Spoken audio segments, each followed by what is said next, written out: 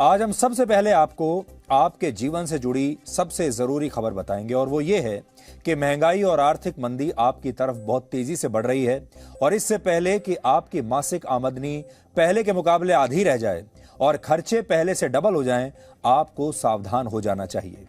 भारत में इस समय होलसेल प्राइस इंडेक्स यानी थोक महंगाई दर पिछले 30 वर्षों में सबसे ज्यादा है और भारत के साथ साथ इस समय दुनिया में अमेरिका, ब्रिटेन और जर्मनी जैसे बड़े बड़े देशों में भी महंगाई अपने चरम पर है। वहां पर तो जो महंगाई है वो भारत से भी कहीं ज्यादा है। दुनिया के हर बड़े देश की करेंसी गिर रही है और दुनिया भर के शेयर बाजार क्रैश हो रहे हैं।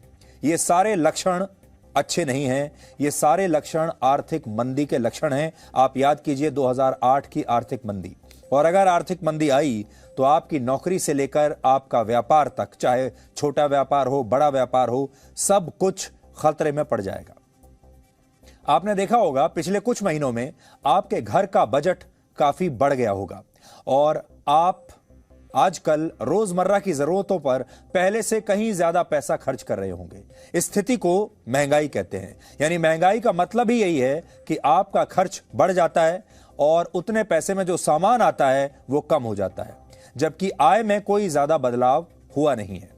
भारत के लिए चिंताजनक बात यह है कि अब भारत में होलसेल प्राइस इंडेक्स, जिसे हिंदी में आप थोक महंगाई दर कहते हैं, वो 30 साल के बाद सबसे ऊंचे स्तर पर है। खाने पीने की चीजों और कच्चे तेल के दाम बढ़ने से इसी साल मई में होलसेल प्राइस इंडेक्स 15.88% के रिकॉर्ड स्तर पर पहुंच गया। इससे पहले अगस्त 1991 में, यानी आज से 30 साल पहले, यह आंकड़ा लगभग 16% के आसपास पहुंचा था। यानी अब हम अगर महंगाई दर देखें तो वही उसी स्तर पर पहुंच गए हैं जहां 30 साल पहले थे। भारत में थोक महंगाई दर का आकलन 697 वस्तुओं और सेवाओं के बाजार भाव के हिसाब से होता है और इनमें 45% हिस्सा खाने पीने की वस्तुओं का होता है, जैसे अनाज, दूध, सब्जियां, मिठाई, तेल, चिकन, मटन, मछली और अंडे वगैरह। इसके अलावा इसमें ईंधन की कीमतों का भी अध्ययन किया जाता है। तो आपने देखा होगा असल में यही वो सारी चीजें हैं जो अचानक हमारे देश में महंगी हो गई हैं, खाने पीने की चीजें। हमारे देश में बहुत सारे लोग थोक महंगाई दर और रिटेल महंगाई दर को एक ही समझ लेते हैं, जबकि ये दोनों अलग हैं। जब देश के लोग कोई वस्तु किसी दुकान से खरीदकर अपने घर लाते हैं तो उसे रिटेल महंगाई कहते हैं। जब थोक महंगाई का यहां पर मतलब यह होता है वो वस्तु उस दुकानदार को कितने में मिली। अभी भारत में होलसेल प्राइस इंडेक्स ने 30 साल का रिकॉर्ड तोड़ दिया है, जबकि रिटेल महंगाई दर में पिछले महीने की तुलना में कुछ कमी आई है। पिछले महीने रिटेल महंगाई दर 7.04% थी, जबकि इससे पहले अप्रैल में रिटेल महंगाई 7.79% तक पहुंच गई थी, जो 8 साल के बाद सबसे ज्यादा थी। पिछले 8 वर्षों में सबसे ज्यादा थी।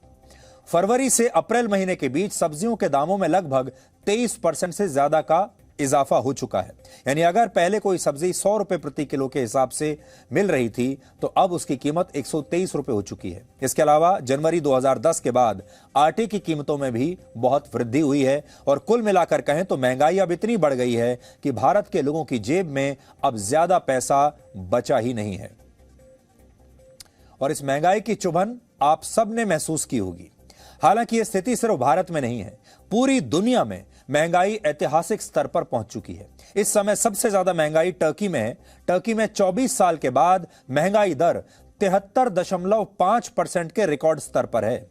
अमेरिका में 41 वर्षों के बाद महंगाई दर 8% से ज्यादा है। ब्रिटेन में 40 साल के बाद महंगाई दर ने 9% का आंकड़ा छुआ है। जर्मनी में 50 साल के बाद महंगाई दर सबसे ऊपर है 7.9%। इसके अलावा यूरोप में यह आंकड़ा 8.1% है, ब्राजील में 11.7%, रशिया में 17% और पाकिस्तान में 2.5 साल के बाद मई के महीने में महंगाई दर लगभग 14% के स्तर पर पहुंच गई है। जबकि इन देशों की तुलना में भारत में महंगाई दर आज भी बहुत कम है। तो अगर आप चाहें तो अपने आप को भाग्यशाली भी समझ सकते हैं, क्योंकि पूरी दुनिया में महंगाई जिस स्तर से बढ़ रही है, जिस तेजी से बढ़ रही है, उस तेजी से भारत में नहीं बढ़ी है। भारत में आज भी महंगाई दर 7% के आसपास है, जो पूरी दुनिया में सबसे कम है। अब जब पूरी दुनिया में इस तरह से महंगाई बढ़ती है तो इससे व्यापार करना महंगा हो जाता है और इसका सीधा असर दुनिया की अलग अलग करेंसीज पर पड़ता है। यानी महंगाई बढ़ने के साथ दुनिया के हर बड़े देश की करेंसी इस समय टूट रही है, गिर रही है। इस साल डॉलर के मुकाबले पाउंड 11% कमजोर हो चुका है। पाउंड ब्रिटेन की करेंसी है।